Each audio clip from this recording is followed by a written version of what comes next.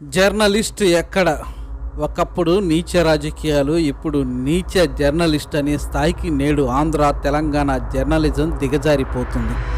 ప్రజలకు, ప్రభుత్వాలకు మధ్య వారధిగా ఉండవలసిన జర్నలిజం నేడు అత్యంత నీచ, నికృష్ట, పైచాచిక అబద్ధపు ప్రచారాలు, ప్రజలను తప్పుడు మార్గాల్లో నడిపించేందుకు ఆయా పార్టీలకు కొమ్ము కాస్తూ నైతిక విలువలను, సామాజిక బాధ్యతలు లేకుండా ఇష్టారాజ్యంగా వ్యక్తిగత దూషణలకు, ప్రజల మనోభావాలను దెబ్బతీసేలా, అబద్ధాలను నిజాలు చేసేలా, ఒక వ్యక్తిని సంతోషపరిచేందుకు రాష్ట్రాల భవిష్యత్తును నాశనం చేసే దిశగా వార్తలు, ఇలా ప్రజల మనసుల్లో విషయం నింపుతూ రాష్ట్ర ప్రయోజనాల కన్నా రాజకీయ ప్రయోజనాలే ఎక్కువ అనేలా జర్నలిస్టుల ముసుగులో క్రిమినల్స్ ఛానల్స్లో కూర్చొని అసత్యాలను, అసాధ్యాలను, అరాచకాలను ప్రోత్సహిస్తూ ఇవే నిజం అంటూ ప్రజలను నమ్మిస్తున్నారు.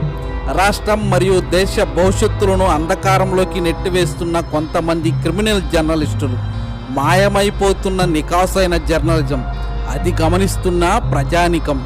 ఒకప్పుడు రౌడీలపై కేసులు పెట్టేవాళ్ళు మమ్మల్ని వేధిస్తున్నారని, ఇప్పుడు జర్నలిస్టులపై కేసులు పెట్టే కోర్టుకు వెళ్లే పరిస్థితి జర్నలిజం దిగజారిపోయింది.